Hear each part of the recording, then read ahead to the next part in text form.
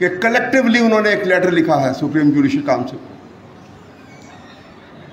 वो इसलिए लिखा कि ये पाकिस्तान की आला अदलिया के सामने ये बात आए और उनको मालूम हो कि पाकिस्तान में क्या हो रहा है। बहुत बर्दाश्त हो चुका आपने। मैं तो बार बार ये बात आगे भी कई दफ़ा कह चुका हूँ कि जिस अंदाज में इन मामलात में एस्टेब्लिशमेंट ने, पाकिस्तान की मिलिट्री एस्टेब्लिशमेंट ने ये इंटरफेरेंस का अंदाज शुरू किया है, इसकी कोई मिसाल पाकिस्तान में नहीं मिली। और आप सोचिए, मैं इनसे पूछता हूँ, आप किसी से सवाल कीजिए कि इमरान खान का ट्रायल किया जेल में, एक हफ्ते में with in a period of 3 days उनको 3 मुख्तलिफ केसेस के अंदर सजाएं सुनाई गई। और कभी गौर किया आपने कि किसने मजबूर किया था ट्रायल कोर्ट के जज को कि तुम जेल में रात को 12 बजे 1 बजे तक बैठ के शहादत रिकॉर्ड करोगे, वहां से नहीं उठोगे?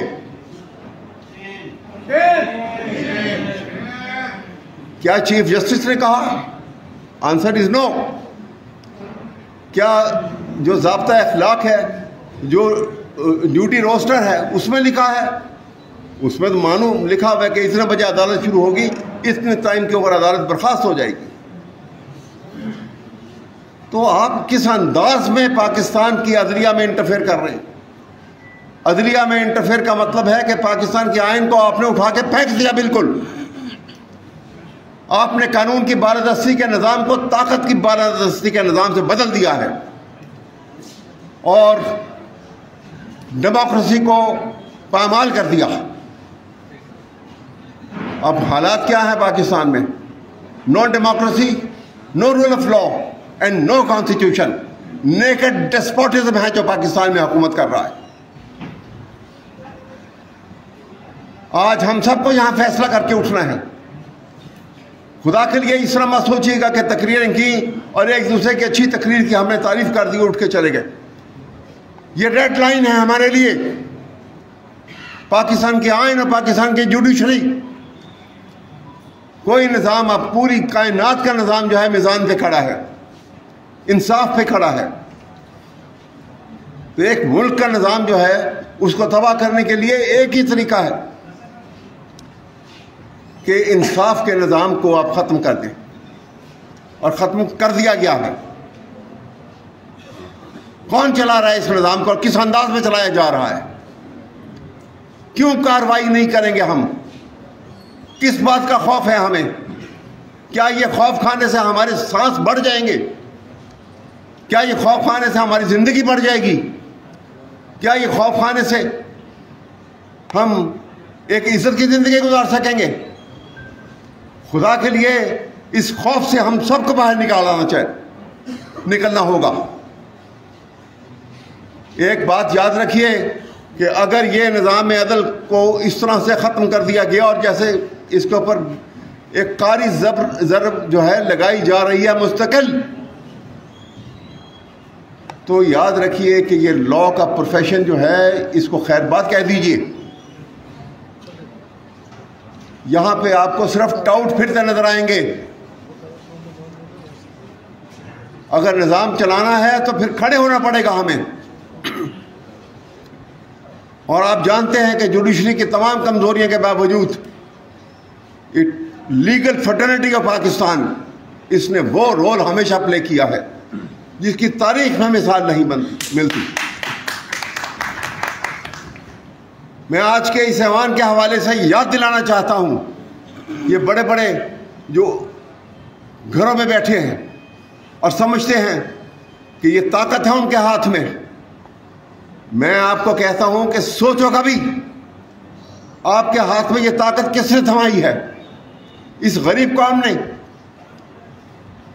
50% बिलो पॉवर्टी लाइन जिंदगी गुजार रहे हैं पाकिस्तान के अवाम। अगर 24 करोड़ हमारी आबादी है तो 12 करोड़ अवाम जो है वह बिलो पॉवर्टी लाइन जिंदगी गुजारते हैं। और बिलो पॉवर्टी लाइन लाइफ क्या होती है, कभी सोचा आपने? रहने को घर नहीं है, कोई शेल्टर नहीं है, पेट भर के खाना नहीं खा सकता कोई, इतना कपड़ा नहीं है कि अपना जिस्म ढांक सके। किसी बच्चे ने स्कूल, कॉलेज और यूनिवर्सिटी की शक्ल नहीं देखी, किसी फैमिली ने किसी डिस्पेंसरी की, हॉस्पिटल की शक्ल नहीं देखी। इसके बावजूद ये बिलो पॉवर्टी लाइन रहने वाले लोग टैक्स दे रहे हैं, क्योंकि इनडायरेक्ट टैक्स, माचिस की डबिया खरीदते हैं तो टैक्स देते हैं, और उस टैक्स के पैसे से उस गरीब आवाम के, इस गुर्बतज़दा कौम के पैसों से जो अपने बच्चों का पेट काट कर फौज का बजट पूरा करते हैं, इसलिए कि पाकिस्तानी कौम और पाकिस्तान की इज्जत की ज़िंदगी गुजार सकें, पाकिस्तान की आइडियोलॉजिकल और टेरिटोरियल बाउंड्रीज की रखवाली हो सके। लेकिन रखवाली कैसे होगी जब आप इन गैर अखलाकी हरकत में मुलविस होंगे। अपने आप को मजबूत बनाने के लिए आवाम को डंडे की तरह अपने डंडे से भगाना चाहते हैं। खुदा के लिए हम आपकी मुसल्लह फ़ौज की बहुत इज़्ज़त करते हैं, इसलिए कि हमने अपने खून पसीने की कमाई से आपके बजट को पूरा किया है, और हर कौम अपनी मुसल्लह फ़ौज को बड़ी इज़्ज़त और एहतराम की नज़र से देखती है। जज साहिबान की तरफ से लिखा गया है, उस हवाले से आज हाउस के इजलास की कार्रवाई का बाकायदा आगाज़ किया जाता है। सबसे पहले मैं दरख्वास्त करूँगा हमारे सीनियर वकील अहमद अवैस साहब से कि आएँ और आके अपने ख्यालात का इज़हार करें।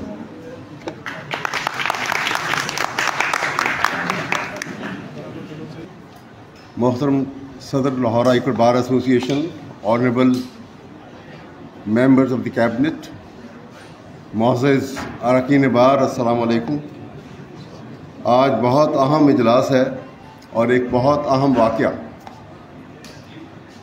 वाक़यात तो पिछले आप समझ लीजिए कि 2 साल जब से इलेक्शंस का मामला शुरू हुआ तो जिस अंदाज में मामला चल रहे हैं वो आपके सामने हैं। लेकिन सबसे अहम वाक़या कि इस्लामाबाद हाई कोर्ट के 6 जज साहिबान ने एक ख़त लिखा है सुप्रीम जुडिशल काउंसिल को, और उसकी उन्होंने तमाम हाई कोर्ट्स के चीफ जस्टिस जो हैं उनको भी बाकायदा तौर पर उसकी कॉपीज़ भेजी हैं,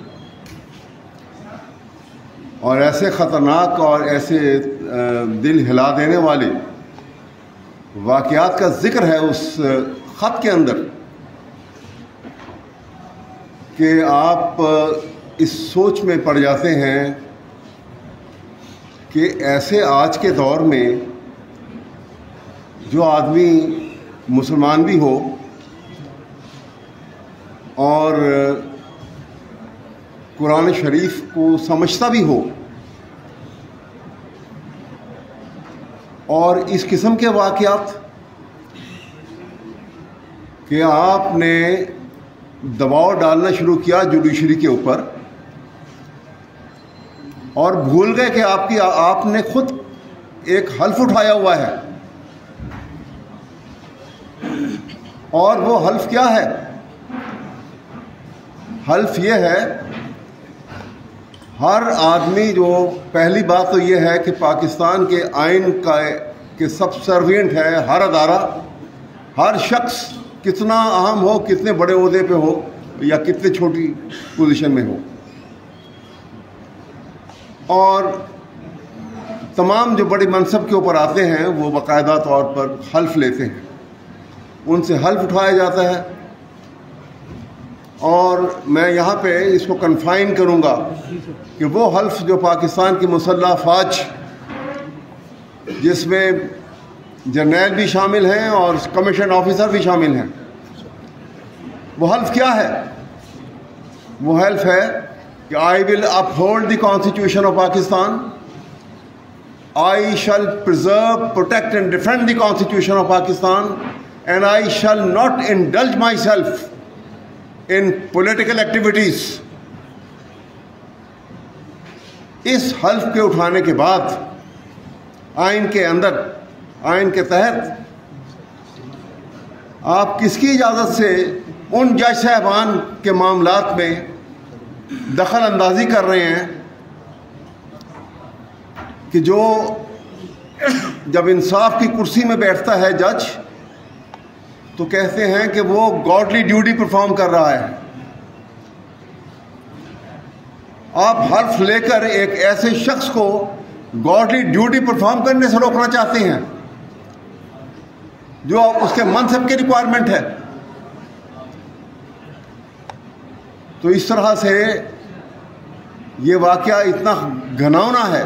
और क्या क्या उनमें लिखा, आपने देखा कि उनको प्रेशराइज करने के लिए, जज साहबान को ब्लैकमेल करने के लिए, जिस घर में वो रिहाइश पजीर हैं जज साहबान, उनके बेडरूम में, उनके बाथरूम में, उनके घर के अंदर जगह जगह इन्होंने कैमरे फिट किए हुए हैं और उनकी तस्वीर जो हैं, उनकी वीडियोस जो हैं वहाँ से रिकॉर्ड की जा रही है। इससे घिनौना, इससे अखलाक से गिरा हुआ वाक़या सोचा नहीं जा सकता। मैं आपको एक वाक़या तारीख़ के हवाले से बताना चाहता हूँ। हज़रत उमर के ज़माने की बात, ये रिपोर्टेड वाक़या है जो मैं आपको बता रहा हूँ। मुस्तकिल बहुत सी किताबों में ये रिपोर्ट हुआ। एक घर के पास से गुज़र रहे थे कि घर की चार दीवारी के पास से जब गुज़र रहे थे तो उनको लगा कि घर के अंदर सहन में कोई एक इय्याका नअबुदु व इय्याका नस्तईन। जनाब सदर, काबिल सद एहतराम अरकान बार, इस्लामाबाद हाई कोर्ट के 6 जजेस का ख़त सुप्रीम जुडिशल काउंसिल को जो लिखा गया है वो एक चार्ज शीट है वफाकी हुकूमत और उसके ज़ैली इदारों यानी इंटेलिजेंस एजेंसीज़ के ख़िलाफ़ कि किस तरह वो जुडिशल मामलात में इंटरफेरेंस करते हैं। उन्होंने उस चार्ज शीट में ये कहा है कि इंटेलिजेंस एजेंसीज हमारे घरों में खुफिया कैमरे लगाकर फिल्में रिकॉर्ड करती है, वीडियो बनाती है। हमारी सबऑर्डिनेट जुडिशरी के जजेस के घरों में मनपसंद फैसले लेने के लिए क्रैकर छोड़ते हैं और फिर हाई कोर्ट के जजेस जो हैं उनके करीबी रिश्तेदारों को अगवा करके उन पर टार्चर किया जाता है, उनसे बयान लिए जाते हैं। और जब ये तमाम बातें chief justice Islamabad high court के नोटिस में लाई जाती हैं तो वो टस से मस नहीं होते, आई बाई शाई करते हैं। फिर ये सारा मामला सुप्रीम कोर्ट के चीफ जस्टिस के नोटिस में लाया जाता है। वो भी कहते हैं मेरी बात हो गई है, आप नहीं करेंगे। फिर आप मौजूदा चीफ जस्टिस जो सीनियर प्यूनी जज थे उनके नोटिस में लाई जाती है, वो भी खामोश रहते हैं। और आज हम ये ख़त लिखकर ये आपको बताना चाह रहे हैं कि जिस तरह पहले हमारे कोलीग जस्टिस सदीकी को बरतरफ किया गया था इस बना पर कि उसने इंटेलिजेंस के हवाले से, इनकी मुदाखलत के हवाले से रावलपिंडी बार में तकरीर की थी, अब उसको आपने बहाल कर दिया है, लेकिन आपका फैसला अधूरा है। जो एजेंसीज इंटरफेरेंस करती हैं उनके खिलाफ कार्रवाई करे, ये सबसे पहला मुतालबा है। दूसरी बात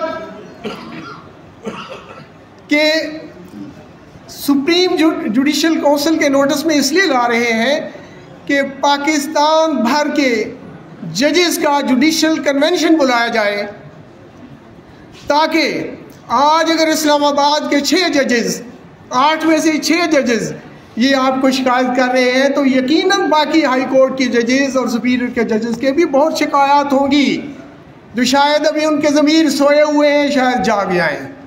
उनमें हमारी लाहौर हाई कोर्ट भी है। इसमें बहुत इंटरफेरेंस हुई। आप जानते हैं कि पिछले 2 सालों में जो सियासी कैदी थे उनके साथ क्या नहीं किया गया।